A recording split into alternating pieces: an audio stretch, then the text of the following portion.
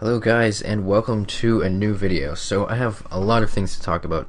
First of all, you'll probably notice that my voice sounds a bit different than it has in past videos, and that is because I am using a new mic, which I just obtained today. It is the Blue Snowball Ice, and it was actually my anniversary with my girlfriend today, 4 years, and she got me a microphone finally. So I finally have a microphone. I'm super happy about it. And I'm sure my voice sounds a lot better than it used to with my headset. Anyways, we actually went geocaching, which is where people actually hide little like Tupperware, like little boxes in like different like naturey areas, and then you use an app on your phone, and it has like a locator that finds these things, and you just like follow it, and it's sort of like following a GPS, but you're just walking through the woods, and then you find these little things. And they have little trinkets in them that people leave. Like, you always leave a trinket and then you take a trinket out, and then you write your name or something interesting in the book and write the date, because there's always a little pad of paper in there too. And it was pretty fun, and we just drove around the area that we live and I think we found 5 of them. And then we went out to eat, and it was really nice. And I got an awesome new mic, which I'm super happy about. And Windows has detected that my computer performance is slow. But anyways, so I just got home and I checked the homepage, and as you can see, we have a forum post, a link to a forum post, and the PDC is done with the new skill. So we have our 5 options, and they are Artisan, Astronomy, Forestry, Geomancy, and Herding. Alright, so this is the entire dev blog about the player design content for the new skill. And we have all 5 of the original things that were sent to Jagex by these players, which Jagex chose as the top 5. So I'm just going to go through them and summarize them for you quick. There's quite a lot of content here, and I just spent like 20 or 30 minutes reading through all of it. And so obviously I'm not going to like actually read everything through to you guys, but I'm just going to give you a basic summary of all the skills, show you guys which one's my favorite. And yeah, all of them actually do look really great. I'm really like impressed. I was really curious what people would actually come up with, and people have come up with some really awesome stuff. So the first skill is called Artisan, and basically what Artisan is a Slayer skill, but for non-combat skills. So you receive Artisan assignments from Artisan Masters, or Artisan tasks actually they're called, from an Artisan Master, and there are different level Artisan Masters, and there'll be a task to do X number of whatever activity the skill is, and any of these skills right here, so cooking, woodcutting, fletching, fishing, fire making, crafting, smithing, mining, herbal, rune crafting, or hunter. So pretty much all of the non-combat skills. I don't want to try to think of if it's excluding any of them, but basically all of the primary non-combat skills you can get an artisan task in. And it's just going to be all sorts of different random stuff, so crafting nature runes, or crafting any type of runes, smithing bars, making or chopping logs, stuff like that. And I'm assuming with higher level masters you're going to be doing higher level tasks. So the only real downside to this is that you won't be able to train this skill unless you have high levels in all of your non-combat skills. So if you get a task of, I mean, I guess they probably design it so that you wouldn't be getting tasks and skills that you like can't do. Like if you're not 75 woodcutting, you're probably not going to get a magic log task, but I imagine you'd probably get better XP if you're doing higher level tasks. So there's a lot of things to work out, but it's definitely going to be heavily based on other skills, and you're going to be gaining XP and other skills while you're training Artisan, and presumably it's probably going to be fairly slow the same way Slayer is, and you're just going to be getting a lot of random XP along the way, and it's going to be efficient to be doing Artisan for a lot of your skills. So as far as rewards from Artisan, you can get these Motes of Inspiration, and a Mote of Inspiration is a stackable tradable resource that is used in all Artisan crafting, and you'll also be getting Artisan points from every Artisan task that you complete. So you have a chance of getting random items while completing Artisan tasks. This includes cosmetic items, clue scrolls, and items from the rare drop table. You'll be able to get the Motes of Inspiration and the Artisan points. It's a little bit unclear exactly what the Motes of Inspiration are used for, but as you can see, there are lots of different things you can get. The creature effigies are just effigies that you can create that will give you a 5% damage boost against a certain creature for 15 minutes. So there's a wolf, one ogre, fire giant, green dragon, black dragon, and humanoid, which would be pretty cool. You'll be able to make artisan tools, which are basically the same as regular tools, but they'll be wieldable without an attack requirement, which will be nice for low-level skillers, but it won't really make a huge difference. And you'll be able to get these inspired ores, which use the modes of inspiration, and when you use this, you have a chance of producing an extra ore for every ore mined. So it's a little bit confusing. I'm not sure whether you use this on a rock. Oh, okay, so you just use this and then it brings up an interface and you select which ore you want to be inspired, and then you will be getting you have a chance of getting double ores when you're mining, and I would guess double XP, but I'm not really sure exactly how that'll work. You'll be able to get resource packs with your artisan points. You'll be able to ban certain skills from being selected in a task, and you can prefer certain skills, which gives you a higher chance of getting those, similar to with Slayer where you can ban certain tasks.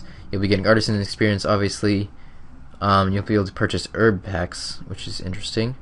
And so the skill offers compromise, variety, and balance. It seems pretty cool. I don't think this is my top choice, but it definitely is an interesting idea. I mean, it sort of plays off the original idea of Slayer, but with a twist that will push people more towards non-combat skills, which is always nice because it's definitely, the game is definitely focused more towards combat. There's a lot more people with high combat skills than high levels in pretty much any other skill, besides maybe cooking or fletching, like easy skills like that. Anyways, the next skill is astronomy, and this one also looks pretty cool. Basically, you're going to be observing stars in certain allotted areas. It starts with a quest, and at higher levels you get higher telescopes and notebooks, and you're observing stars, and then you try to find them, and when you find one, then it will land, and you break it apart with a hammer, and you can get different items inside of the star, and also get some astronomy XP. So at low levels you can get, let's go to the rewards. So at low levels you can get things like low level ores, gold, bones, and low level tools and other random items. Higher level you'll be getting higher items, probably up to rune ores and stuff like that. So like high level you'll be getting pretty decent items. It's not going to be bringing many new items into the game. It's going to be bringing a lot of already existing items into the game, but you will get a chance of getting these comet stones, which are a new item, and you'll be able to use them like jewelry or like gems to create jewelry. So you'll be able to make a ring, which instant repairs broken pickaxe or axes, a amulet which gives bonus XP when picking up fragments for astronomy, a necklace which will give you teleports to astronomy training areas. Comet stone bracelets provide 20 charges of high alch without the requirement to use without the magic requirement of 55 magic. And you may be able to get things from outer space, such as an automatic grinding machine which grinds items like birds' nests and chocolate bars, etc. So it just would be faster grinding, and it would only have 200 uses, so it's not infinite.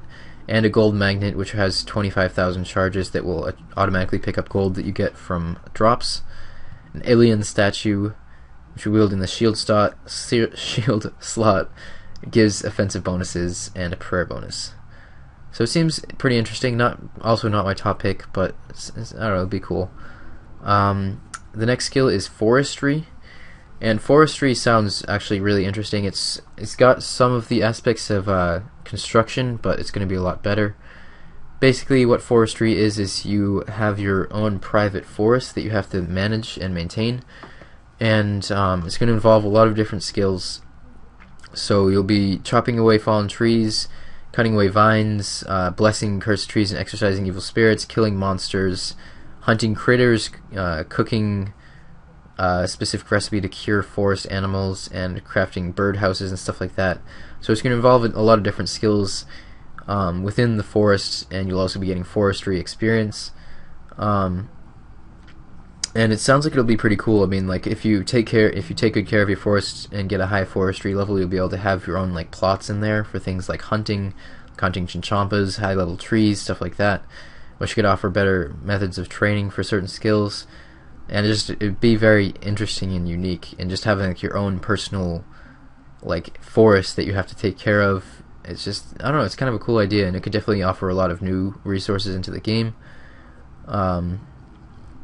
And also they have the idea of a public forest, which would be a place where you could talk to other people, and it'd be like, probably would be the entrance area into your private forest. And you can invite other players into your forest and have them perform tasks for you that you don't have the skill level to do, which could potentially be kind of a problem. I mean, people would be like selling help for things, and it wouldn't be reliable, like be trust trading and stuff like that. But I mean, it sounds like a pretty cool idea overall, like just having your own forest and being able to customize it and getting higher levels and being able to unlock new things that affect other skills, receiving new items, stuff like that. I don't know, it sounds like a pretty cool idea. I would really recommend that you guys read this whole article yourself, because it goes into a lot of detail, and I just can't really cover that in the length of video that I'm going for this one. But this one is pretty close. It's tied with the next one, which I'm about to look at, obviously, for my favorite. It sounds like it's going to be pretty awesome. I'm not really sure. And the next one is geomancy. And what geomancy is a combination of geology, archaeology, astronomy, and magic. And it's got a lot of the geology and magic, I would definitely say. So it's one thing I like about this geomancy article is that it's very detailed, it's very long. The first few pages are just actually the intro quest to the skill, so I'm not going to bother covering that because it's just pretty long. But basically, the geomancy skill consists of 3 stages. The first one is gathering fossils, semi-precious stones, and ancient artifacts. The second is imbuing the object mentioned above with astrological and geological energy. And the third is using the objects created in stage 2 to perform whatever function they are useful for. And that's where the skill really shines, is that this person or group of people that created this geomancy skill, they thought of some really creative and really awesome rewards. And that's one of the reasons that I'm almost sold on this skill. I'm still tied with forestry. I'm not sure what I'm going to vote yet, but I really like the sound of this skill. So basically the way it works is that you're going to be collecting these fossils, semi-precious stones, or ancient artifacts, and you'll be getting these through 3 different methods. The first is rock splitting, and you'll be getting this fossils from rock splitting. And then there's panning. I think you'll be getting all of this stuff from rock splitting. I'm not exactly sure. You'll be able to do panning, which is in the dig site by the stream. You'll get higher rates of getting odd stones. So the way this works is that you get unidentified stones, and it's sort of similar to unidentified herbs, and they'll stack in your bank the way unidentified herbs do. You'll get these odd stones, and you need a certain geomancy level to actually pick them and see what's inside. So you will be able to stack up stones that you can't identify, I guess you could say, which may sort of be a flawed system. I think it would be better if you only got stones that you could actually identify, but we'll just have to see how exactly that goes. But as you can see, you get all sorts of different fossils. You get, moth fossil, crustacean, herbs, leaves, and skulls, and all this stuff. And you can get all sorts of new types of gems. That's the word I was looking for. And different fragments of like swords and weapons and pickaxes or tools and stuff like that. And with all this stuff, you have to imbue it. And there are different locations around the world map where you can imbue these items, and it's actually a fairly involved process to do this imbuing. You have to bring stones that you collect and certain items to specific areas, put the stones in the pedestal, and you have to follow a blinking light pattern. So it'll blink here, blink here, blink here in a random pattern. You have to repeat that pattern, and then your item will be imbued. So it's not something that will be so easy to bot, because it's a lot of variation within the skill, which I kind of like, and it just is something that's actually engaging and not just horribly boring, repetitive like a lot of skills are. So this is where it really gets good, is the rewards, the items that after they are imbued. So we have just tons and tons and tons and tons of stuff that these people have thought of, pages and pages, a lot of really interesting stuff.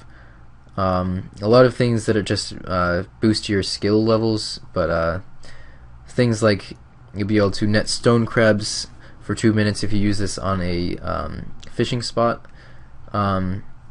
And it doesn't. A few of the items, like the new items that you'll be able to create, like stone crabs, you'll be able to make crab bisque. It doesn't actually say what these do, so it's got some loose ends, but I'm sure that they would tie those up. This one will be able to create a new herb called Ancient Time, which can be used to make a geomancy potion, which will boost your level. And this skill actually sort of involves summoning, but in a very different way. So you'll be able to make a few different monsters that will aid you in multi-combat for like 5 minutes or whatever. So this one is a Dreadwolf, and it just attacks monsters with you. And this one, you can use it on a dead tree and it transforms into a ginkgo tree, and you can get ginkgo logs and ginkgo roots. And it doesn't say what the ginkgo trees are or the ginkgo logs are used for, but I'm sure it'd be something interesting. And then another sort of familiar type thing, a saber cat, which lasts 5 minutes and will help you in combat, so presumably it would just be higher level, deals more damage. And you'll be able to get Icthloliths, which is some type of new fish, probably just food or something like that. This one conjures a wight, which is just another creature, I guess, and up to 6 minutes. And this one actually does have an effect. This creature is summoned, the user's prayer points will be drained slightly more quickly, so I guess it's fairly powerful, but it'll drain your prayer points, so it's not super OP. And then we get on to the gems. So this one boosts your some skill levels. This one will actually increase the farming speed by 1 cycle for any patch that you use it on. So Etsk will be kind of mad about that probably, because devalues the farming skill a little bit for people that are really hardcore on farming and check their patches as soon as they're done. And then another one that boosts your skill levels, reduces damage from fire spells by 20% and immunity to dragon breath for 4 minutes. So some pretty cool, just very creative effects. Another skill boost. This one is like a gate stone. You can drop it on the ground and teleport back within 2 minutes, and there's a 50% chance that the stone will disintegrate. So that would change the game a lot. I think that might be a little bit overpowered.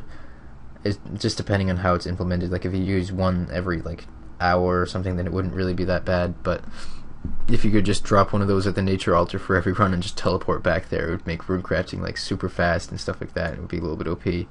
But excuse me, definitely a really cool idea if it's like given some checks. Increases earth spell damage.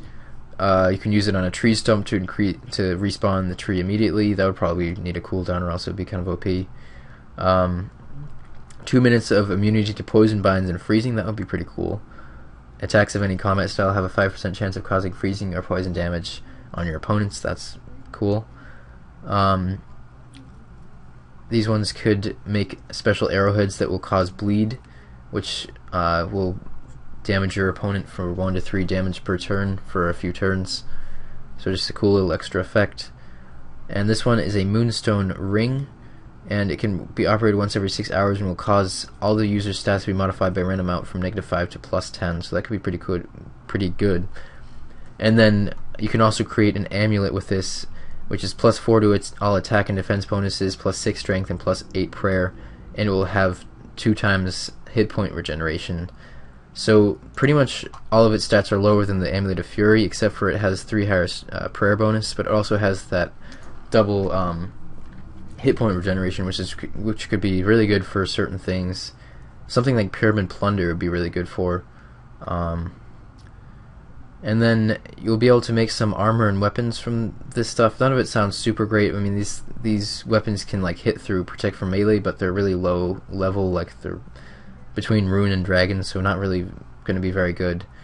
And then you'll be able to make second age ranged armor and stuff like that, which sounds like it's not going to be super high level, but maybe good for crafting XP. I'm not really sure.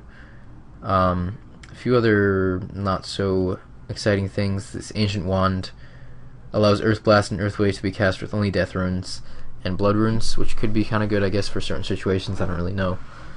A woodcutting tool that will cause some logs to be harvested as planks, which would be kind of interesting. I don't know. 5% chance of saving a bar when smithing anything requiring 3 or more bars, so it would be good for making plate bodies, ID plates. You can make second age melee armor.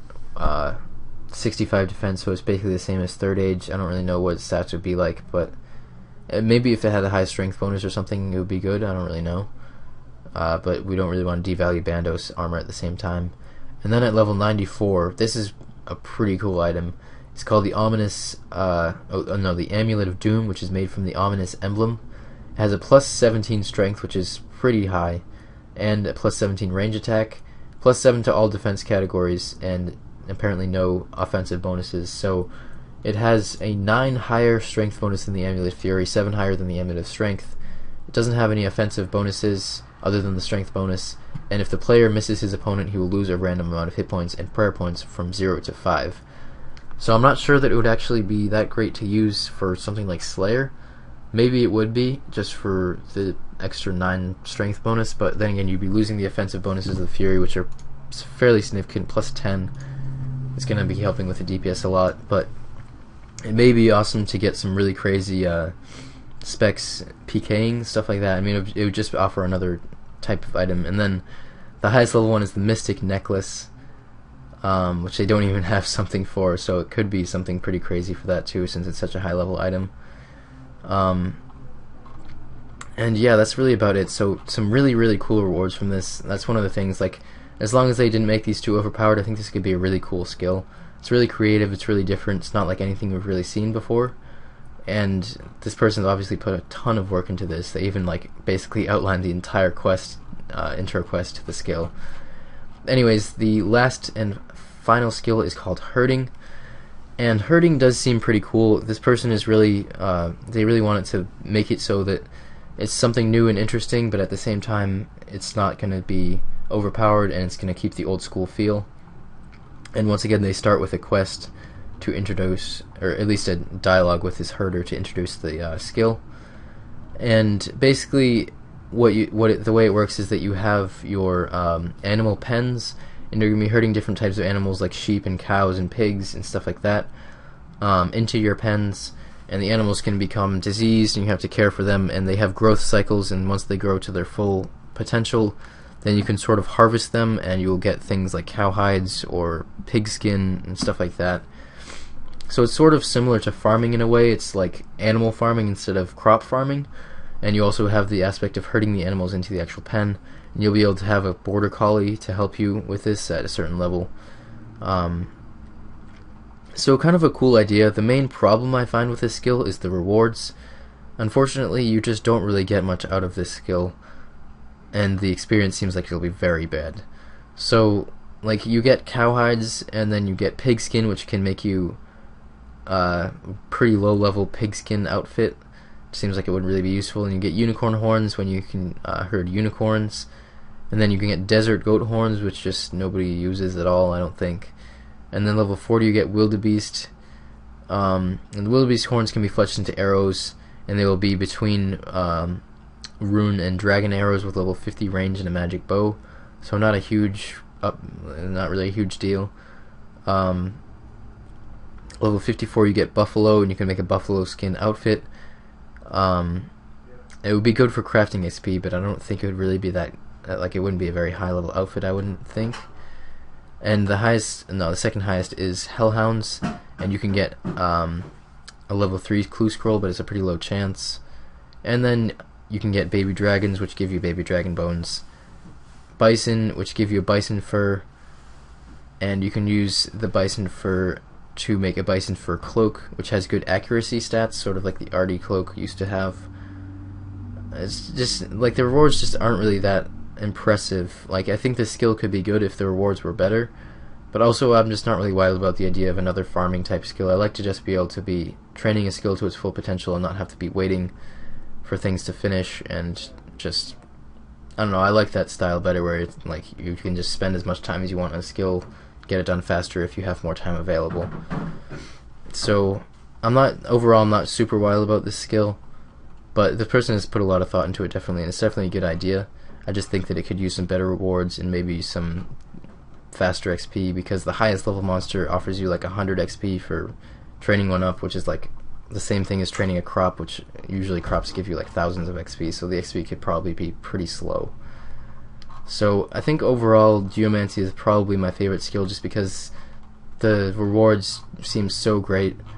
I do really like forestry also, so I'm kind of torn between those two. I think forestry has a lot of potential, and geomancy does too. It's really hard to decide between the two, but I'm going to go ahead and vote and see. Oh, it just sent me to the home page. Is it under a poll? Let's see if it's on a poll. Yeah, alright, so the new skills survey. Alright, so forestry or geomancy? I don't know. My gut feeling is actually going with forestry because I just like the feeling of the forestry skill better. It's mostly just the rewards of geomancy that have me somewhat swayed towards it. It's a very difficult decision. I feel like I might actually go with forestry just because, I don't know, it sounds really cool. I would definitely say that either one I'd be really happy to see in the game, but another thing is that some of the geomancy rewards are a little bit OP and they would change the game a fair amount. And forestry, yeah, fuck it, I'm just gonna vote forestry. See what other people are saying. Oh wow. Wow. Artisan is winning by so much. I honestly don't want the artisan skill. That's kind of I don't know. I'm not really that excited about that. Geomancy is in second place, but it's nowhere near artisan. I don't know what the big appeal is about artisan. Like, it's sort of just more Slayer, and it's just going to be a bunch of things that you have to do that you don't really do often and don't really enjoy that much. And it's going to make players obligated to have to do the artisan skill to be training to max efficiently, which I don't really like the sound of. Well, I'm not too happy about that. I was hoping that forestry or geomancy would win, but we'll just have to see. I mean, it's such a massive like distance ahead that I don't think that it's any chance that it's going to lose, even though this is so soon into the poll. But, well, it looks like we're probably going to be getting a Slayer skill for non-combats, which is still pretty cool. I mean, I don't know. We'll just have to see what it's like. But anyways, guys, this video has gone on for a ridiculously long amount of time. I tried to keep it short, but there's just so much to talk about. So hopefully you guys have enjoyed. Let me know what you think of the new mic quality. One thing that I've noticed is that you can hear a lot more background noise, and you could even hear like cars on the highway, because I live right off of a highway, which is kind of annoying. But overall, the sound quality is obviously so much better, and I'm definitely going to be using this mic. But anyways, hopefully you guys have enjoyed this video, and be sure to leave a like if you've watched all the way through. I know it's super long. It's sort of more of like a podcast, I guess you could say. But anyways, guys, thanks a lot for watching. Please hit that like if you like the video. Subscribe if you want to see more, and I will see you guys next time.